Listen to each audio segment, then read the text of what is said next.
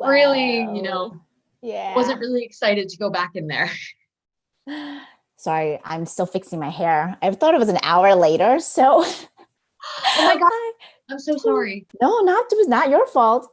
So I thought I had a little bit hair day, and then it's like a huge northeaster right now in New York. So I don't think the humidity is also doing really great. So, but we are all here, so that's fantastic. Sorry. Okay, sorry about that. That was the from the live streaming, that was like the playback. So excuse me for that. So you said what the time difference in New York? No, it's a northeaster going on right now. Ah, So I think like anything that I had to do with my hair, I'm like, okay, you would just be pinned up today. That is what we're going for. well, you look fantastic. Thank you. I just had a quick question for you on the video. Yes. Is it playable or is it not? Okay, so my team said there shouldn't be an issue. So what we can do is we can try to play it. I mean, it shouldn't be. We can try to play, and if anything, I can drop the link. Okay, give me 1 second. I have it up here. So if it plays on my end, I think it should be all right. Just if I can get to it. 1 second. Let me just see if I can find it a little faster. And I see we have some people on the line, so I want to say hello and thank you for joining today. It's a lovely Tuesday, at least in Buenos Aires, Argentina. It is very nice and sunny today, which is also weird because we are in the middle of winter, and so it should not be this warm. I wish I could tell you the conversion, but I always get really thrown off going from Celsius to Fahrenheit. But let me know where you're calling in from today. Let us know how you're doing. We'll get officially started in about 5 minutes. So Nicole, just to let you know, I can't play the video. It looks like the playback is not allowed. That was on like actually in the deck, right? So yeah, it was in the deck and I put it on present. So I was able to play it when I had it in my deck, but I think somehow putting it onto your platform, playback on other websites has been disabled. So maybe we can toggle out and go straight to show it. What do you think? Yeah, okay, so I just actually opened it in another tab. So Okay. what I can do is we'll get up until there and then I will just switch to that. It's a very funny. Do you remember that video at all? No, I don't think I've ever seen that. It's hysterical. I think this is where the bubble bath has originated from. I found the source of it. And so we can that's all understand why. so funny. And that's supposedly the cure to all of the tiredness that we are facing. It's all the woes in your life Calgon will take care of. That is correct. Oh, that's funny. Awesome. And I see we have some more people joining on the line. So hello, welcome. I am really so happy to be here. I think more happy than you know. This topic is definitely in line with my life right now, as so many other people. And so let us know where you're calling in from. I'm based in Buenos Aires, Argentina. And Yi-Hsian, where are you based out of? I'm in Brooklyn, New York. Oh, okay. Oh, how's the weather? Hot and stormy. So it's a typical New York summer. So that we have not avoided. And then there's supposed to be a hurricane coming in, right? That's right. So I think we're just getting it and it's supposed to be a week. So we were quite fortunate. We were away last week on vacation and boy, did we pick a nice week because it was sunny and hot all week and it's supposed to be raining all week this week. So we lucked out. That's the worst part about going on vacation, in my opinion. Well, not the worst part. Well, it can be if you end up picking a really bad week, right. like I had a friend, her family went on a cruise a couple of years ago and it was just like really windy and really cloudy and not very nice or ideal for a cruise. So it was kind of like, at that point you could have just gone to like a nice resort and saved a lot more money. Yeah, we had a friend who did that too, ended up spending their time in the cabin and being seasick the whole time because you couldn't get on deck because of the rain. And so she was like, this was awful. But yeah, it's planning vacations are always tricky. That's what it is. Oh my gosh, it's so true. Perfect. I'm going to go ahead and share my screen quickly. Right. And so then we will just wait for everyone to join. I just want to say hello. Let us know where you're calling in from. We are so excited to have you on today. And my headphones like have stopped working, so this is really good timing that they went to the doctor. So hopefully, but it's always nice putting some visibility behind what we're doing, right? I mean, working from home, it's a dream, especially when you got little ones. Exactly. Well, you have to enjoy all the breakfasts, all the dinners, and all the lunch together. So when you used to complain about not having family dinner time, well, wish come true. Oh yeah. Oh my gosh, yeah. We've got people calling in from Ohio, Southern California, Houston, California, Esri in Redlands, California. Awesome. Super excited to see everyone on, and we are going to get started in just another minute or so. Just want to give everyone a chance to hop on. St. Louis. I'm really so excited for this chat. So one of my coworkers was going to take it, and I was like, no, please, can I have this? I need this. We all need it. Oh, yes. Nairobi, Kenya. I love the international representation. I'm in Buenos Aires myself. Colorado. Perfect. So I'm just going to hit record, and then we are going to go ahead and get started. Calling it from Argentina, originally from California. Perfect. So hello, everyone. Thank you so much for being here on this wonderful Tuesday. I had to go back and check the calendar a couple times because I really wasn't sure what day it actually was. So I think we're all a little bit lost in that right now. Or what month? Sometimes I wonder what month we're in. Or yes, I was going to say what year, but I think 2020 has stuck out enough that we all know what year we're in. So I want to welcome everyone, whether this is your first time, your 50th time, wherever in the world you're calling in from. I am so happy to have you here and so excited to talk about today's topic. And so with that, just a couple of housekeeping rules.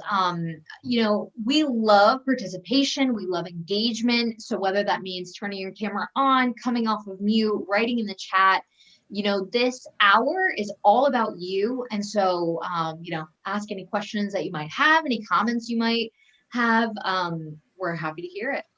And then, with that, if you are feeling uncomfortable about writing in the chat to the group or coming off of mute, please feel free to write me privately. You can do so by going to the chat box and hitting the drop-down menu until you find my name, Nicole Felter. And then as a added thing, we've started streaming to YouTube. And so in the case that you don't feel comfortable with your name being out there or anything like that, that is totally fine and understandable.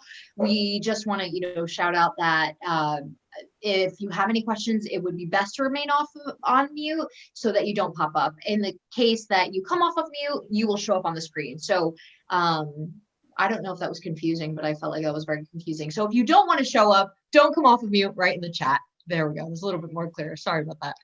And then this is being recorded, so we will send a follow-up email afterwards to rewatch. So, don't take any notes or anything right now. We really want you to be in the moment, engaged. I know it's really hard not to multitask, but I think this is going to be a really, really insightful and informative session. And so with that, I am so excited to have our speaker here today. She's doing amazing things. And she is really excited to talk about the actionable steps we can take for self-care. And so with that, I want to welcome Yi-Hsian, who is the co-founder and CEO of APRI, if I said that correctly. Very close. Very close. I'm going to pass it to you, Yi-Hsian, and I will let you take the mic. Great. And do I also have control of the screen, or will you help me? I'll help you out. Okay, great. So let's go jump right in. And I can talk a little bit about how we started APRI through the course of this conversation. First off, lovely to meet everyone. Thank you so much for all the questions that you have submitted in advance. I have previewed them, and I will try to cover as many as I can through the course of our hour. But as Nicole said, please feel free to ping or shout out with a question should you have any during our hour together. So next slide, we were just going to jump right in. Sorry, Nicole? Ishwan. Yeah. I'm just having a little bit of technical difficulties, so I'm just going to stop sharing my screen to make sure that everything's in order. Okay. And so if you want to go ahead and give a brief introduction, sorry about that, everyone. Technology, mostly our friends, sometimes our enemy. Technology is wonderful. The fact that I can see all of your faces and that you guys are joining from Nairobi and Buenos Aires, it's amazing that we're even able to be connected today. So thanks so much for coming in. So let me take this opportunity to introduce myself then. As Nicole mentioned, I'm Yi-Hsian Godfrey. I'm CEO and co-founder of Apiary. We named ourselves after the bee colony because we felt that as running a household, we can't be the queen bee, the worker bee, the nursing bee, the guard bee, the honey collecting bee. We really needed an ecosystem where we had access to great help whenever we needed to allow us to do the things that we want to do and to do it well. So Nicole, are we back on? We are. I didn't know if it was all set, but I believe we're all set. So just let me know where you need me to go. Yeah, great. So, for the topic of self-care, I think we should just all take a couple of quick minutes to align ourselves and gather to understand what I think self-care is. So, Nicole, if we can go on to the next slide. Nicole and I were joking how every time people talk about self-care, people say, oh, go take a bubble bath. And that's supposed to, take care of all of your woes. So I thought I would share where this bubble bath concept comes from. Now, you'll notice this is an ad from 1978. And Nicole, go ahead and play it. Uh-oh, I don't think I hear anything, Nicole. Oh, can you hear it? No. Gotta love technology. Sorry about this, everyone. The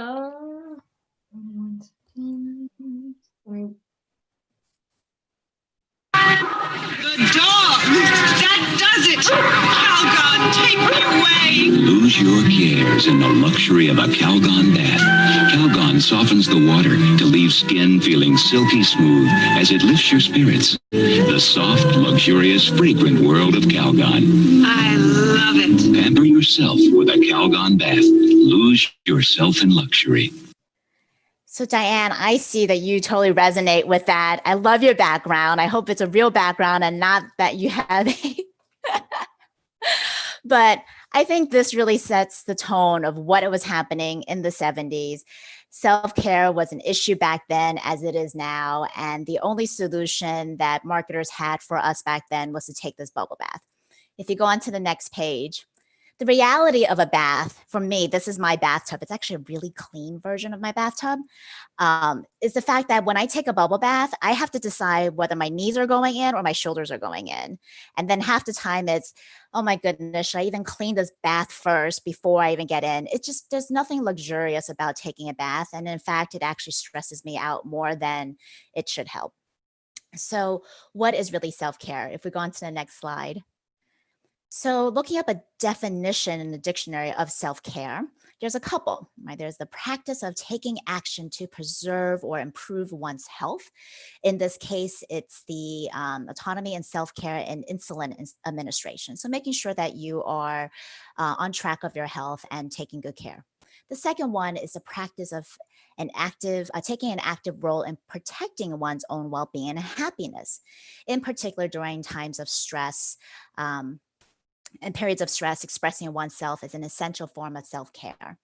So if I were to summarize the Calgon commercial and the formal definition of self-care, the next page, we will see that it's really simple. If we need to know what self-care is, it's just a practice of self-love. So I want you to take just a minute to think, okay, what does self-love really mean for you, right? It means not being taken advantage of, protecting your time, putting yourself first, making sure that you are the most important person in your life before giving all the time.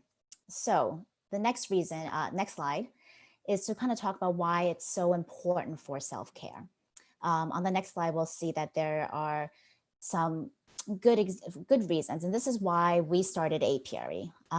We saw that our stress in our lives, when unchecked, and continuing on, becomes chronic stress. And this is where a lot of people start feeling that other term burnout, It's when you constantly have the stress and you don't have a relief, you hit a point where you just burn out. And burnout is really tricky and really hard because oftentimes you don't know you're burnt out until it's too late. And too late often means you're disengaged from work, so you're not getting that promotion. You're not really enjoying life, so you're feeling like nothing is of interest to you.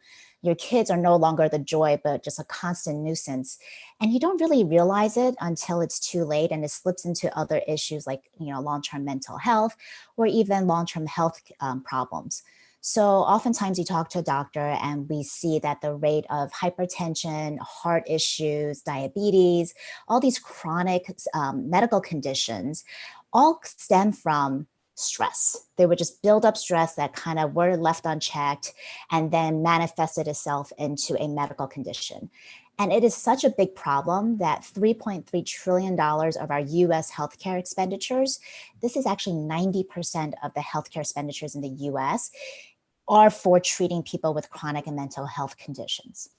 So, very big problem. And for us, this is why we started Apiary. We said, I love to take that bubble bath even, but I don't even have the time, right? Like there's just so many to-dos that I have no options but to do it all. And so Apiary was formed to give people a quick and easy way to find vetted and experienced providers that they can book on demand whenever they need the help. So they didn't have to commit to anything more than a session if that's all they needed was a night nurse to come in to take care of the baby for one night, or just to have the house cleaned before or after your mother comes visit.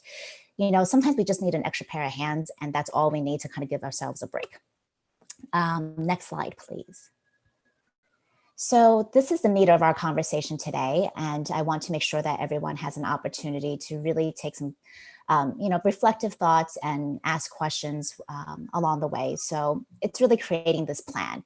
And let me start off by saying there isn't a plan that I can give you that will work for everyone. But today we're going to work on an actionable plan that is right for you. So the first step is asking this next question. Who do you want to be? Right? So oftentimes we have forgotten who we are. We are who we are by letting life impact us, by becoming this responsible one, the planner, the doer, the go-to person. But let me ask you, is that who you want to be? I oftentimes have to remind myself that, hey, I was fun once, and I am still fun. And I used to be very curious. I used to love to explore and do new things and try new restaurants. And that kind of has fallen out. So first, take a minute to kind of really ask yourself, who do you want to be? And find some great adjectives. These are just some examples. But it could be anything. You might have been wiser or kinder. You have been more gentle. You might have been a great listener at one point. And I know those things that you want to bring back into your life. So, and then we can ask the next question, which is step 2. What do you need to become that person? So oftentimes, and I think one of the questions that was asked was, is self-care something that I would need even if I am, let's see, where's the note? Sorry about that. Let me just find it quickly. Oh, whether I'm an introvert or an extrovert. And I think, yes, everybody needs self-care regardless who you are. If you are living, breathing, you need self-care. Man, woman, doesn't matter. But I think what is different is if you're introvert or extrovert, the type of self-care may be very different for you. So for a extrovert, you might want to think about bringing a lot of restorative self-care into your routine so that you can start having a little bit more breadth of what you do to get a bit more balance. And I'll go into some examples of what those are. If you're an introvert and you spend a lot of time with yourself and in your thoughts, a best thing for you to do may be to have some more energizers that will kind of break you out a little bit and experience a new way of perspectives, or just a way to kind of reorient yourself within your own world. But, I think the most important thing, no matter what you do, is to really be careful of energy zappers. These are things that kind of creep onto our to-do list, whether they're an actual item or whether they are just things that we feel like we have to do. And they are never restorative or energizer for anyone. And I think that's the 3 buckets I want you to kind of think about as you think about the activities that you want to do. So let's go into the next topic, which is time. This is always the biggest issue for many people when it comes to not finding the right level of self-care, is finding the time. If you haven't seen the movie Alice Through the Looking Glass, the main villain is time. And you want to hate him, but it's Andy Cohen, so you can't. But what you realize is that this line here says, it will be a race against time, and time is not someone you want as an enemy. But what you realize in the movie is that time is fair. He doesn't treat anybody differently. So everyone gets the same amount of time. He doesn't make special rules for special people. And it's really about how you use the time wisely. So let's go into step 4, which is where we're going to spend a bulk of our time today, which is finding time. Because I think if all of us find enough time, the self-care part will come in very easily, right? So this is where the paper and pen comes in. If you have it, great. If not, you can listen to the webinar afterwards and do this exercise separately. But I like to bucket it into 3 areas. The first one is what needs to get done. The second one is, do I enjoy doing this? And then the third one is, who else can be involved in helping this out? So I think oftentimes people just write a to-do list of all the things they have to do: groceries, cleaning, laundry, cooking. But what we never do is the second level, which is, do I enjoy doing this, right? And if I do, what aspect of it do I enjoy? So I'll give you my personal example, which is cleaning. You'll often find me in the bowels of my dishwasher, cleaning out the dishwasher while I'm waiting for the kettle to go off. I don't mind doing a deep clean of a certain spot while I'm waiting for something else. But I live in a Brooklyn brownstone, so it's not that big. And I hate weekly cleaning. Like the actual cleaning of the whole entire apartment is just something that's not attractive, right? Like I'd rather go into, like sometimes you'll seriously find me behind the toilet, cleaning out that little area there. I don't mind that, but then it's like, oh, the rest of the house. And it's just, all it needs is a vacuum and a wipe or dust. Can't do it. So for me, I realized that it's not all cleaning that I hate. I actually enjoy bits of it, but it's a massive cleaning. So for me, it's okay, well, I can recruit my kids, so they're responsible for cleaning their rooms. I delegated that. And then for the main house, I hire a cleaner. And then the type of cleaner that I'm looking for is someone who is a generalist, right? Someone who can just do it quick, do it fast. She's not going underneath the couch. I don't mind going underneath the couch, so I don't need that. But then at least I know what type of cleaner I'm looking for, and that makes it really easy for me to hire the right person.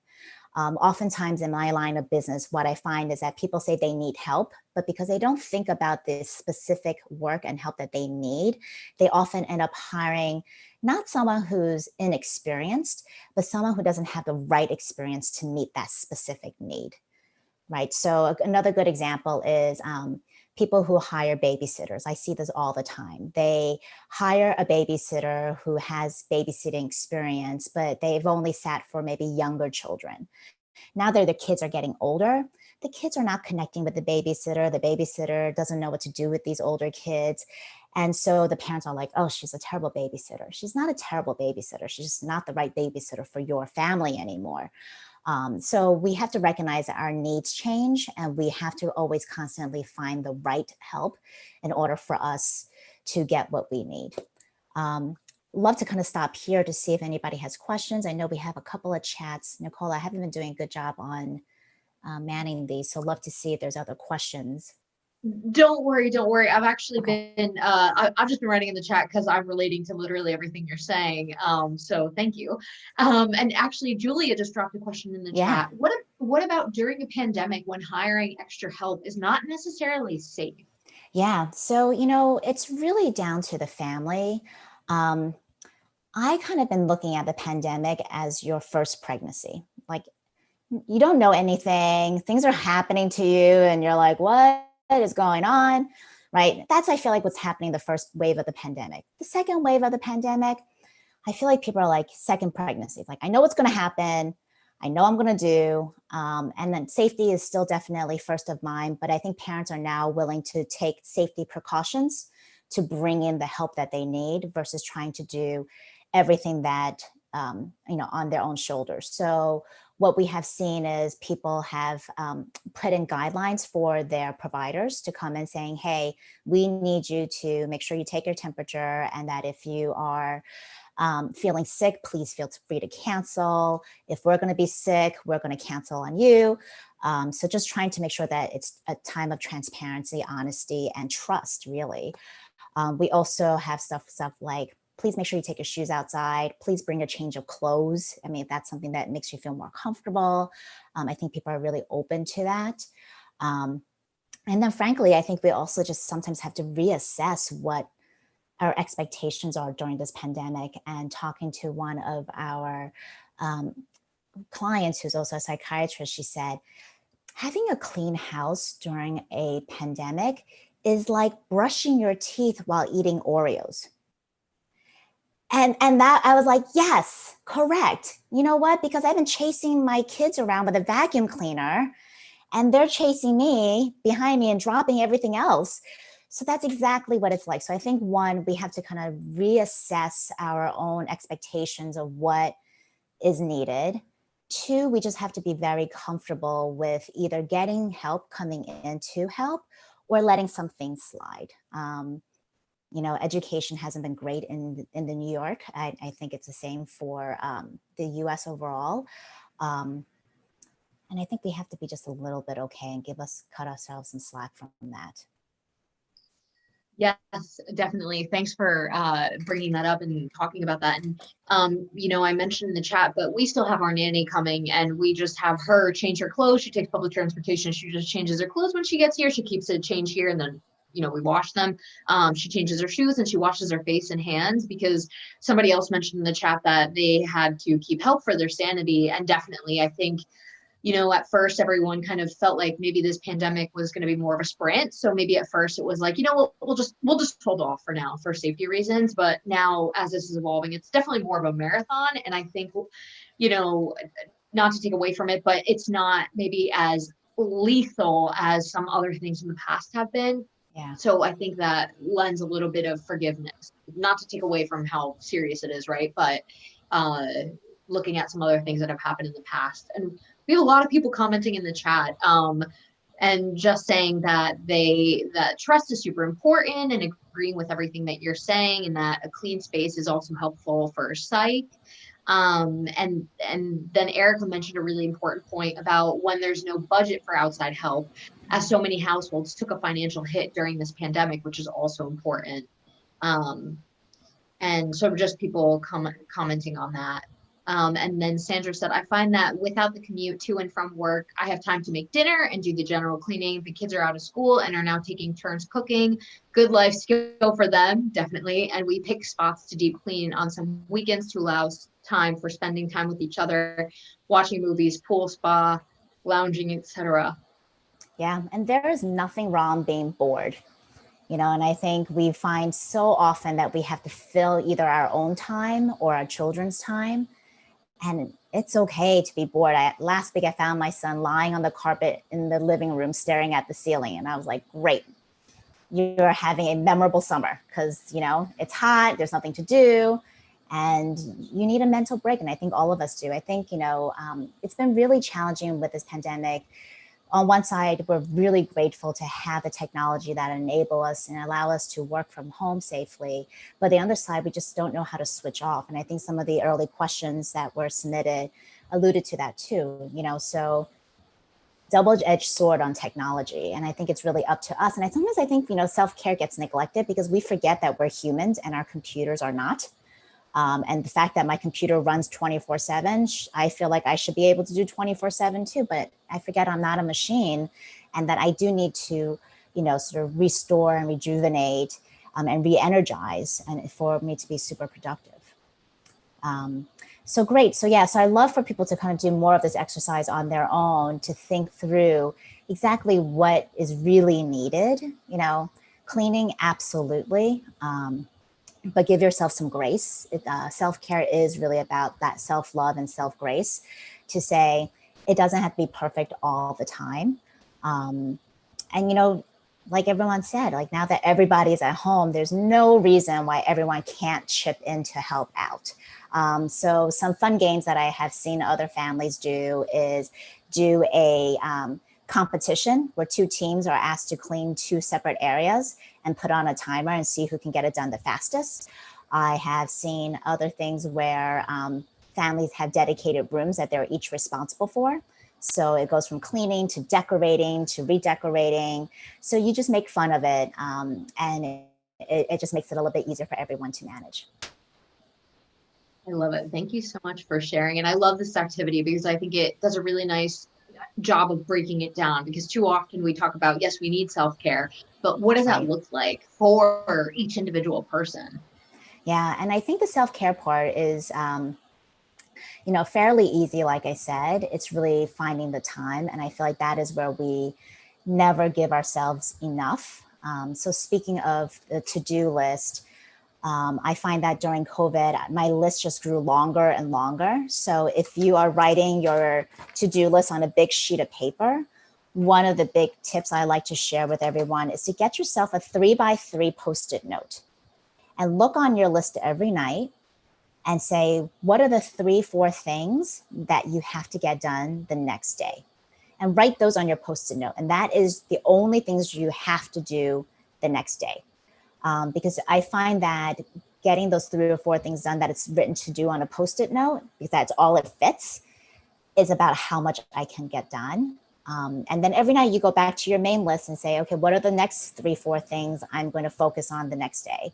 Because it gets so easily to get distracted, when the list is so long and so daunting. And then, of course, if you have that extra hour, what are you going to do? You're going to go back to your master list and see what's next, right? But if you have a Post-it note that only has 3 or 4 things and you got it done by 3 o'clock, hey, you got a few hours to decide what you want to do, catch a movie, take a nap, and you should just reward yourself.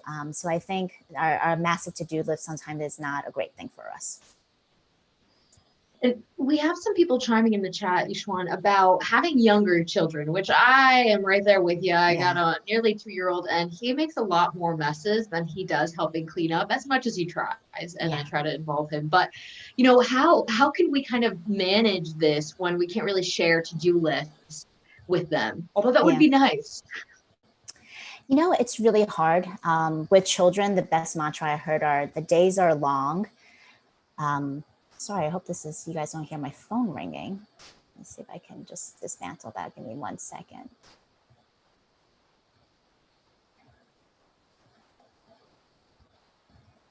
Sorry about that. So, the best saying I've heard was, the days are long, but the years are short. So it is very, very challenging with young children. But I also think often they can do within their age appropriate, what's age appropriate for them. So I think the concept of, if we're going to play, that's fine, but we're all going to help out cleaning up. And I have to tell you, my kids are young. So my son is now 9 and my daughter is now 12. But when he was around 5, his favorite toy was actually the Swiffer. And so take advantage. I mean, he just loves, pushing that thing around the house, and I just let him at it. And I think we should be also comfortable, giving them some kind of choice, because they actually love to help out. So I think cleaning is pretty reasonable of their own stuff. Like, hey, let's just make your bed, or let's put your toys back into the box when we're done with them. And, curtail some of their activities. Sometimes at this period, when you can't get outside help or you can't go out as often, I hate to say it, but the Netflix and TVs and iPads, they are totally fine. Especially the fact that there's so many educational stuff that can be found on these programming, that it's not all junk. So sometimes my kids bring up these fun facts about animals and I'm like, oh, where did you learn it?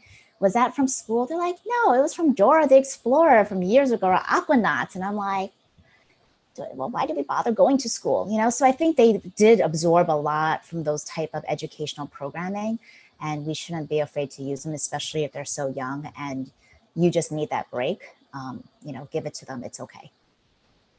I couldn't agree with everything you're saying more, Yi-Hsian. And somebody mentioned if they don't have another adult to help, what I've seen in my very personal experience is that my son really loves to help out, and he's not always helping out as much as I would like, let's be honest, but he really does like feeling like he is helping, whether it's just putting some juice back in the fridge after he's taken it out, or he loves to clean up things a lot. Like he loves passing like a paper towel or something. So I hope that can be some help, because it can be really frustrating when you're like, no, no, no, please stop. You're just making things worse. And it gets really frustrating. And I know I'm pretty anti-technology with my son. And I've definitely been like, okay, here, you know what? You can just play Candy Crush or try for, a good 5 minutes, or put on some music and let's dance. Yeah.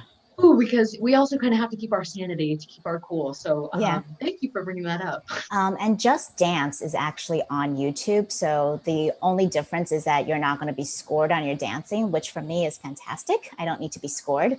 But there's some great music, and, everybody can get involved. It's a great form of exercise on rainy days when you can't get out or when it's not really safe to be in a crowded space. Those are still some fun things that I think the kids can amuse themselves and burn off some of that energy that they may be, demonstrating throughout the house otherwise. I love it. And then Erin dropped in the chat, in our house, we have the phrase helpers, not passengers.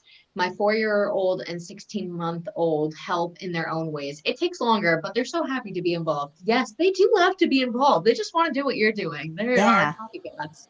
Yeah, I remember we used to get the Swiffer and I would be dusting the top and Max would be dusting the bottom.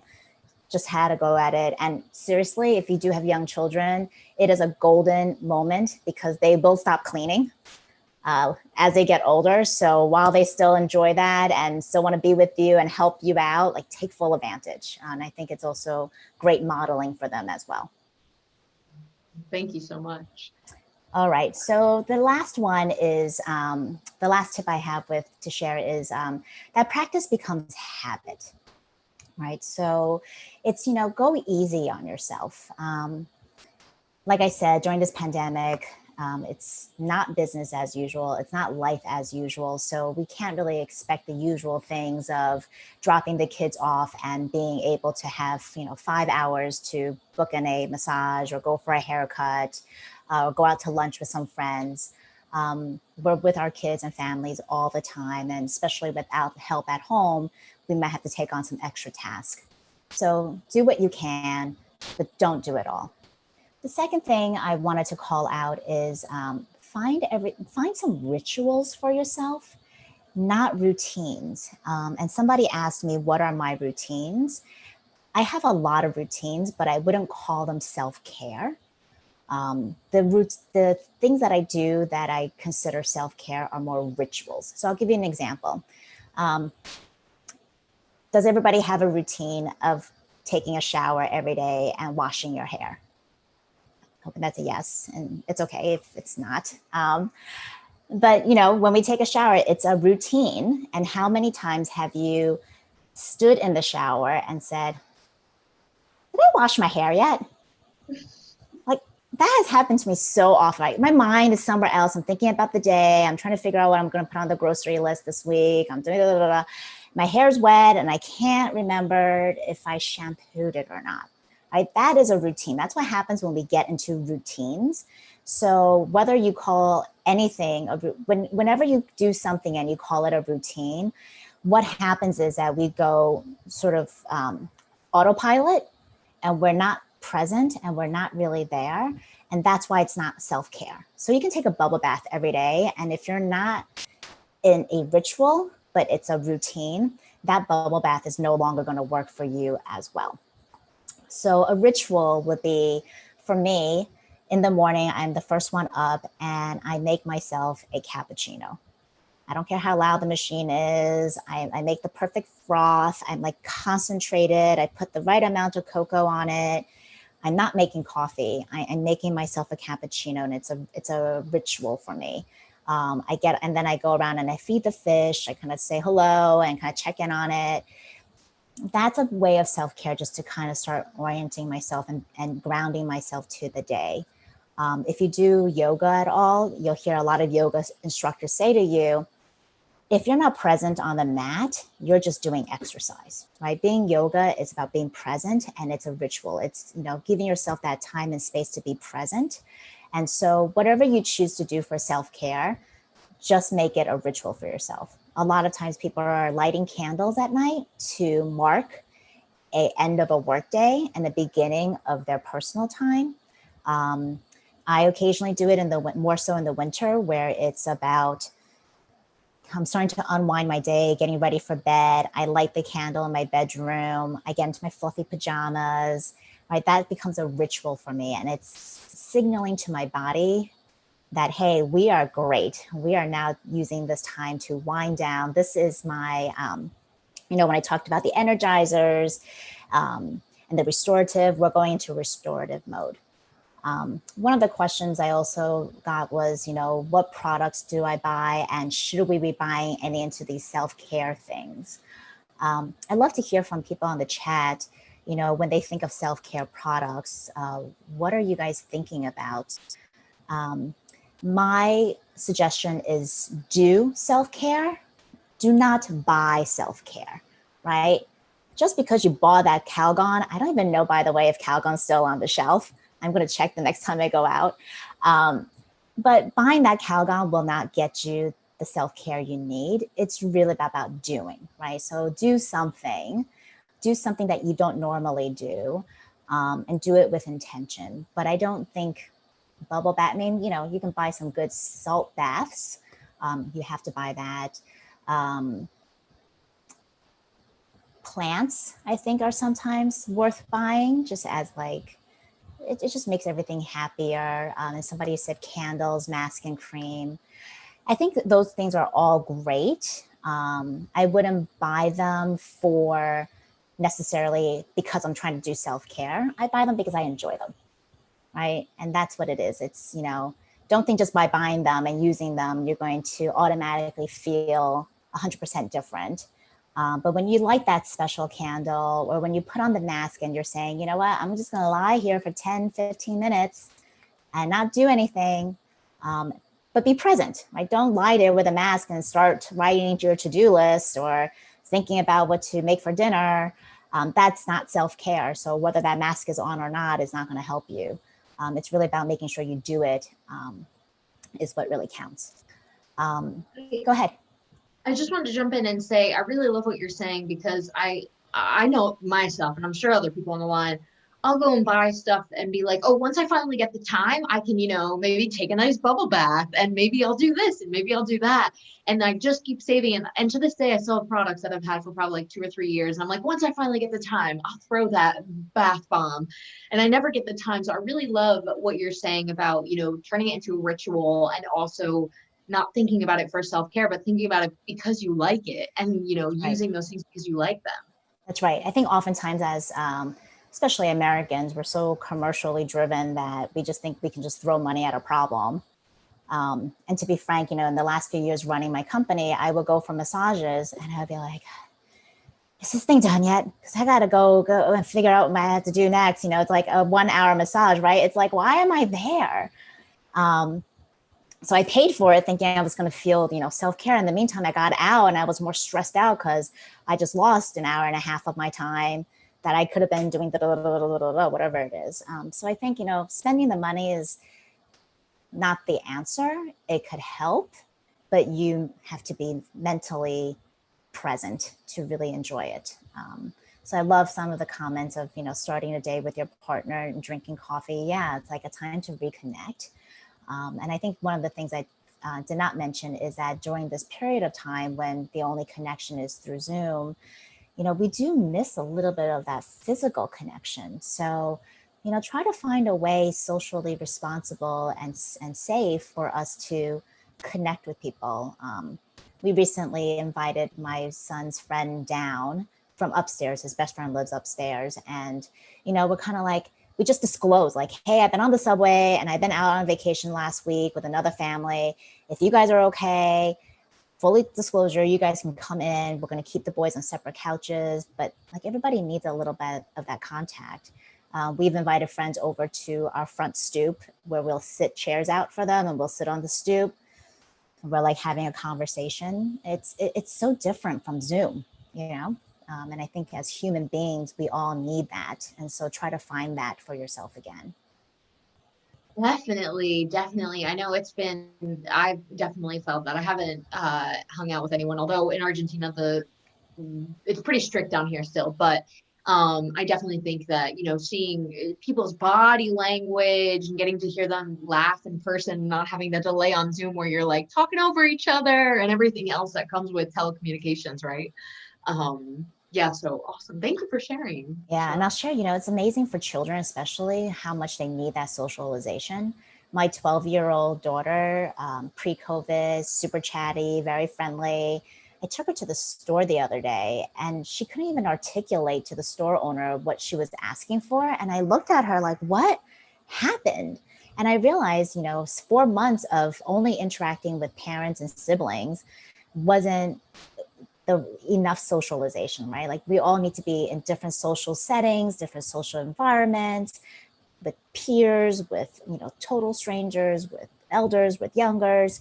And that's really what kind of enrich us as human beings.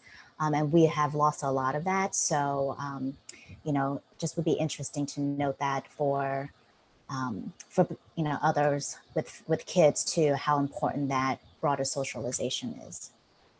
And you bring up a really important point, and somebody asked this question about how can you tell if somebody else is in distress, or maybe also in yourself, how can you tell if somebody else or yourself is in distress and you need to take time for yourself, whether that being self-care or doing a ritual, just getting a little bit of a break?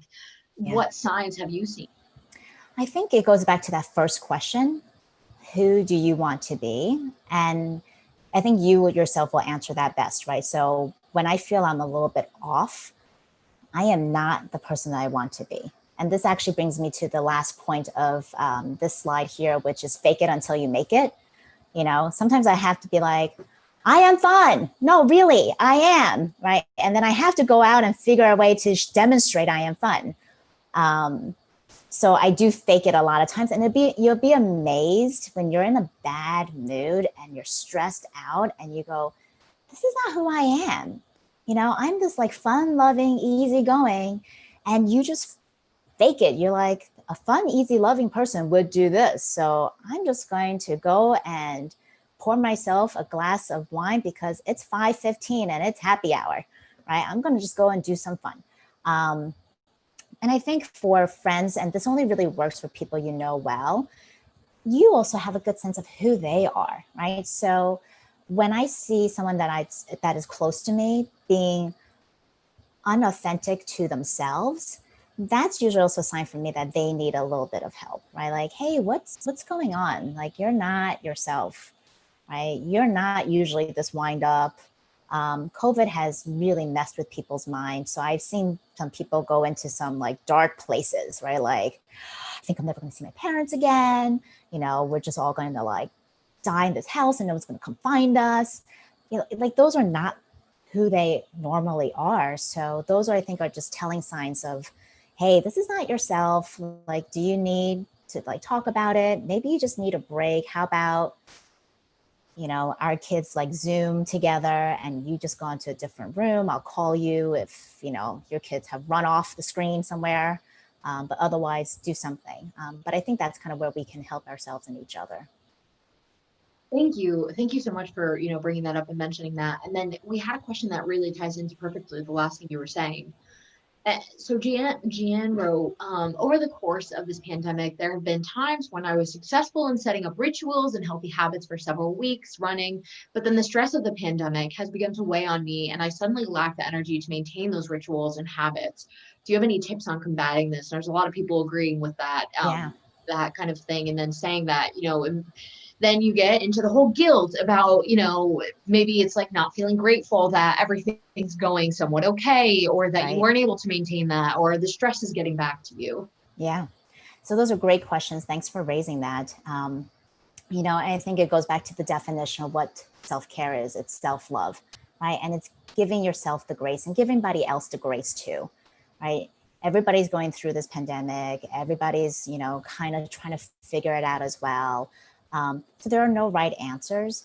And I think from what I'm reading, setting up rituals and healthy habits, I think those are great, but sometimes we do have to mix it up. Oftentimes we think self-care is one of these things where it's like, oh, I found something and now I'm going to just keep on doing it. Remember what I said, when you keep on doing it, it becomes a routine. And even if you were able to maintain a lot of that, I feel that because it becomes a routine, it doesn't have the same effect that it once did when you first started. So this is a great time to find new things and to try out new things. And maybe what it sounds like, it's also you need more restorative aspects. If you're just, lack of energy, the stress feels like, and I think if we can go on to the next page, I can share some examples. I'm not sure what's on my next slide, but let's take a look. So some people ask me about my self-care plan. So connecting, for me, walking and yoga are ways to connect. And it's not even, and it's kind of weird. People are like, what do you mean by connecting? It's about communing, right? So when I go out for a walk in the park, I don't bring my phone. I don't put in music. I'm walking and I'm listening to the birds and I'm observing the color changes of the leaves as, the weeks and months have gone by. I'm communing with nature. And I feel like that's part of what we're missing. Even with yoga, when I'm in yoga, I am trying not to think about all the other things. Like sometimes I'll be like, oh, what did she say? I'm like, oh, I wasn't paying attention. Right? It's communing with myself. It's like trying to come inwards a little bit. And, like I said, reaching out with a friend, cooking with kids, like just that connection sometimes is really great to help us. It's a form of self-care that no one really thinks about. But I'll jump to the restorative aspect for Janine. I feel like, yes, eating well is great. I can't tell you, when I thought the end of the world was coming, all I bought was potato chips and cookies. Every time, I don't know why, they were like on sale at the store. My kids would be like, ooh, I'm like, just get them all. I like end up with $200 worth of junk food that we would have never bought pre-pandemic. And all of a sudden that was okay. And I think, like you said, everyone thought this was going to be a sprint. So I was like, okay, we'll just eat badly for 2 weeks. And then afterwards, we're still in it. I was like, okay, we can't continue to eat this way. So eating well as best as you can. But Janine, like some days I'm like, it's 8 o'clock, guys. See you in the morning. I'm like in my pajamas in bed. I'm watching Netflix. So I've been onto a lot of panels where people are like, oh, I learned a second language during pandemic. I've learned to cook. I'm like, I've done nothing but watch Netflix. I'm like, I'm sorry. I am so tired and burnt out by the time 8 o'clock comes. I can't do nothing else. And even on Netflix, I find that I have watching different shows have helped. So I've watched, like, I'll recommend a couple I've had loved. Let's see, now I'm going to be blanking on this, but it is like Wisdom of the Ancient World. And it's like 3 philosophers from, it's like Socrates, Gandhi, and Confucius. And then it's about and then the modern world, it's like Marx and so forth. But it was just really interesting to kind of study the philosophy of things. So mix it up with movies, with, comedy, with some educational stuff. I find that Netflix has also been a great way for me to travel. So even watching anything that's like filmed in Italy or filmed, I'm like, right. Kind of just takes me away from my day-to-day experience. Audiobooks have been great, especially audiobooks read by some amazing actors like Sean Bain doing, Sir Camelot. It's great. And just sleep, there's nothing wrong. You don't have to cram everything in. I mean, sleep is so forgotten that sometimes you just have to be like, you know what, it's 9:30. It's okay. I can go to bed, and just go to bed and you'll feel much better the next day on that. I love everything you're sharing. One, because that's just been such an annoying pressure to be like, oh, you have to learn a new language. You have to do a bunch of exercise. Like, no, how about I buy stocks and Oreos? Because that's really what I've been doing this entire pandemic is eating a lot of Oreos, and I'm not going to hide it. That's Anyway, okay. yeah, I love my Oreos. Sometimes I eat a whole, a Sleeve of it. sliver and yeah, a whole sleeve of one in one morning with my morning coffee, and that is okay. That is But totally okay. I love that you were saying this, and it's just taking me to get around, almost 4 months in pandemic and realize, oh, I should be drinking a lot more water, and maybe I would feel a little bit better, and my skin would not be so dry.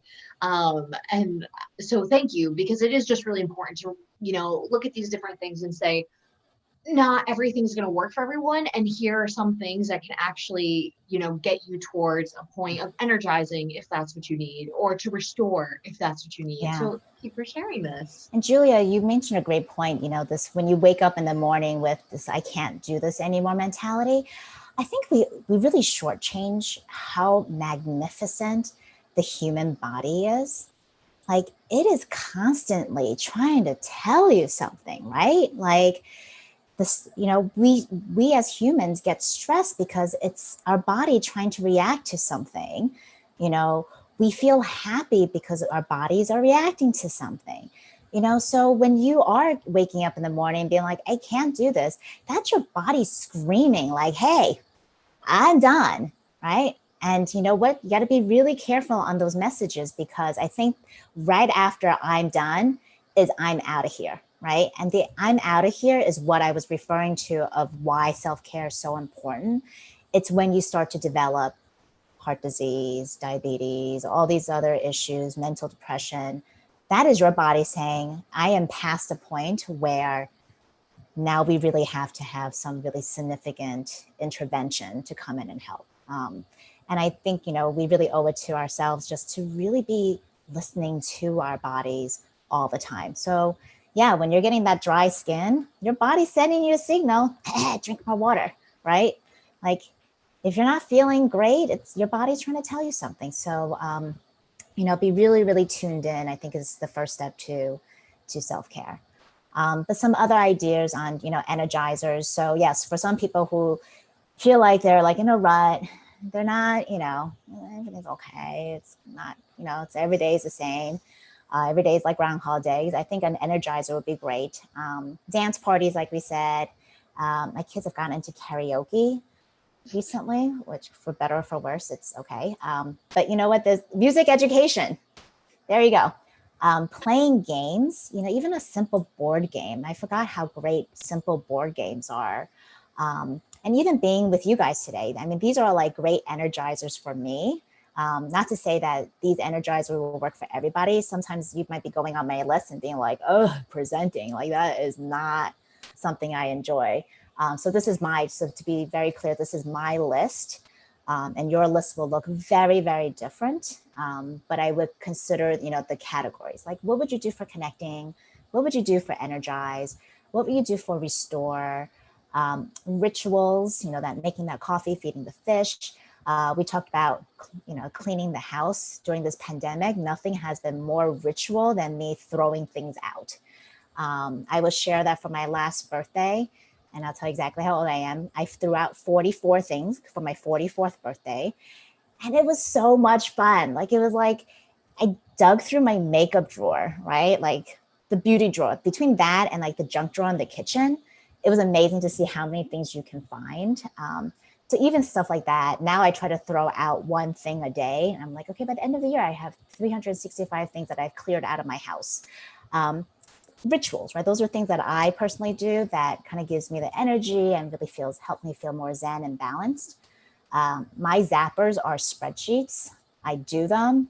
I don't hate them, but they're definitely not a self-care, energy providing or restorative anything for me. Back-to-back meetings, whether it's in person, on Zoom, on a call, I just know that zaps my energy. Doing tons of research where I'm like constantly trolling the web like those and then when you have to do them because we can't avoid them, like try to find something else on your list. Like maybe after this call, you will need to do an energizer because we've been sitting for an hour. Maybe you would need to do a restorative where you just need to take a break and watch a movie or listen to some music. It's about understanding what the zappers are so you know how to balance it out afterwards or even prep into it. And just remember that, you know, the gift of tomorrow is around the corner. So if today didn't go well, it's okay. You got tomorrow to try again. And I think that's really where a lot of us put on a lot of undue pressure when people talk about work-life balance. We have somehow said work-life balance is every day. It is not every day. And so I always tell people to look at work-life balance as a week-long goal. You know, Monday, Tuesday, Wednesday was really rough. It was all work. So let me make sure that Friday, Saturday, and Sunday is all play. So in a week's view, you got some good balance, but to expect to have work-life balance every day is just unachievable. You are just being so rational. I love it because I feel like in my day to day, I'm like, okay, I worked this many hours, so now I have to enjoy this much time, but then I also have to sleep somewhere in there. So let me do the math and it's not working. So I think that's a really awesome way to look at it and to, you know, be gentle to yourself. And I wanted to get the chance to ask you, as we had this question come up in the chat, what if you live alone? The person mentioned that a lot of this has been pointed towards people who have children. If you live alone, you know, and you don't have anyone to kind of call on or help out, what can you do? From a self-care perspective or I specific, is there a believe, specific to the pandemic? sorry, it was a little bit back. So the question was, a part of the conversation has been about self-care when you're living with kids. Any tips for self-care when you're living alone and you can't really recruit the help of others? And then somebody else chimed in and said, me too. It feels like if I take time for myself, I'm taking away from my son and I'm all he has right now. So I think the first person's geared towards like, what if I don't really have the option of connecting with other people? How can I still practice self-care in a connecting way? Yeah. So I would suggest going back to the list to think, what part of self-care do you feel like you're not getting? And so, you know, start from the beginning, like, who do I want to be, right? So even if you're single, coupled, with family or not, you know, really come back to who are you as a person? And if you feel like, you know, for me, I would say, I don't feel like there's a lot of fun in my life anymore. I would try to find non-work activities that would bring that fun into my life. And maybe it's for me, you know, watching comedy again, right? Like just having, like being able to laugh again, I think is something that I had kind of forgotten how to do.